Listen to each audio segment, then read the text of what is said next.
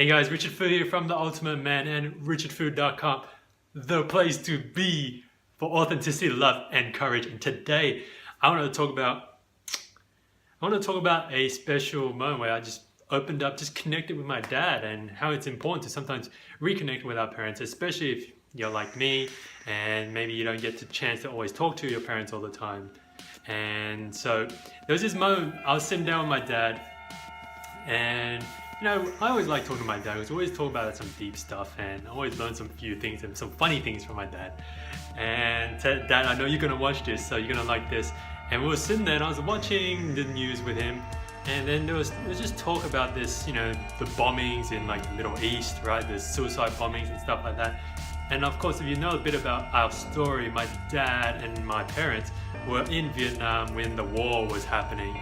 And I asked him, hey Dad, was this ever like this in Vietnam, right? Was it like that as well? Did because for a second I thought, what would it be like to live in that position, in that place where you're just fearful every day of like whether you're gonna die or not die, It's like going back to the prehistoric age where it's like, you gotta be looking out constantly on alert in case you might die.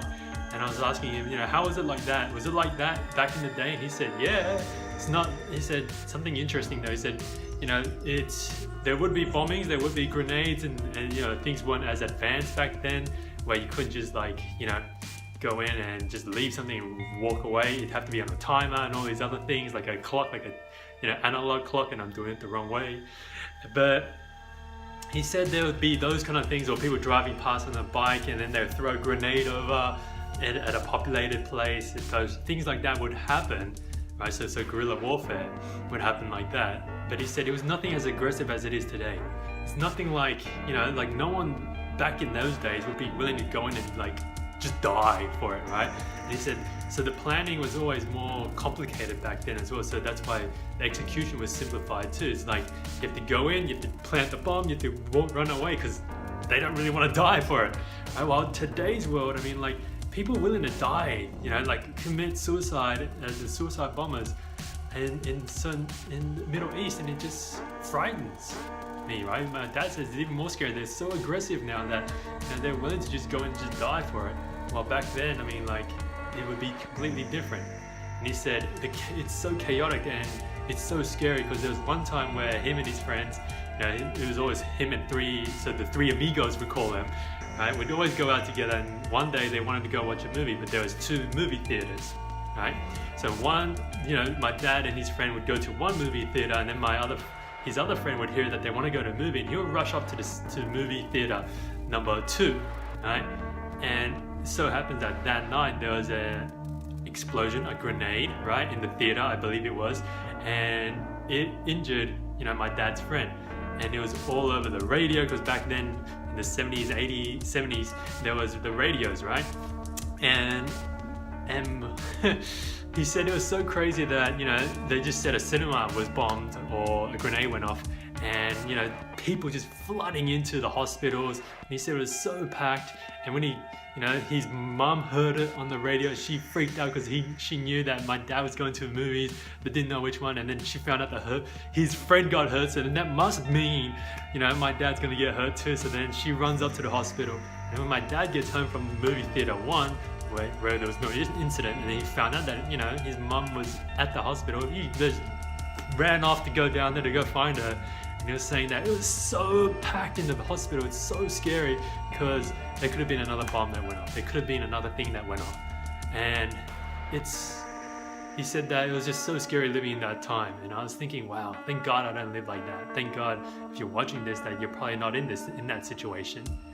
And it triggers a question in my mind of how come nowadays everything's so much more aggressive, right? There's IDEs planted. Yes, there's technology that makes it easier to build a bomb, we'll say, but why does it drive people to actually want to give their life for it, while before there wasn't maybe that many times where people wanted to do that? What drives that ideology? It's crazy. And I think about it, is it because we just want the results immediately as well? Is it because they want to make an impact? Is it because they just want things to really change really quickly, and maybe that's why their life's worth it? I don't know. I don't know, these are questions that run in my head, and I'm just really, really grateful that, you know, we got out, right? That we got out, that we were here. I mean, it could have been worse. I was watching a documentary, like people that were supporters of South Vietnam, which my family's from, you know, when the North eventually won, they would like abuse the crap out of them. They would put, you know, the soldiers in jails and say, you know, just treat them like slaves for a very long time. And so, you know, just this video here is just to really share that story, and you know, to ask you, you know, maybe your parents have an interesting story that you haven't asked about. Maybe your parents have something about their story that we haven't heard about before. And all it takes is just one question, just to connect more. And so I just want to share that with you because I thought that was a really interesting story. I don't know what you're going to take from it, but you know, it's a chance to connect with your parents, more chance for me to connect with my dad more, learn more about my dad, and to really now, as I do this, just feel grateful for being here, for having this opportunity, and to be able to share this with you guys. And so I hope you enjoyed this one. I hope you got something out of it. Question of the day is, you know, what are you going to ask your parents? What do you think you could find out about your parents so you can get to know them a little bit better? Make sure you do that today, guys. Remember to go out there, go live with love, and go smash it. And I'll see you again on the next one. Bye. Now, what would happen if you did say that? If you did say you don't want to go because of this reason, or you did say you just didn't want to go, now what would happen? And this is the magic here, guys. This is what's interesting is she said that nothing would happen. Nothing bad would happen.